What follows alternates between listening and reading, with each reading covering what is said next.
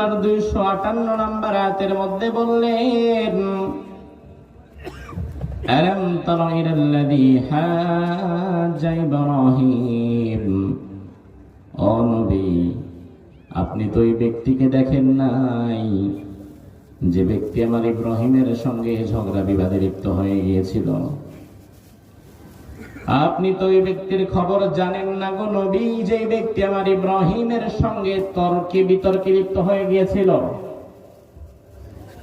এখান থেকে আমরা বুঝতে পারলাম রব্বুল আলামিন আয়াতের শুরুটা মূলত এমন একজন ব্যক্তিকে দিয়ে করলেন যিনি সাধারণ কোনো মানুষ নয়, তিনি একজন উলুল আজমি মিনার রাসূল, দৃঢ় প্রত্যয়ী একজন রাসূল।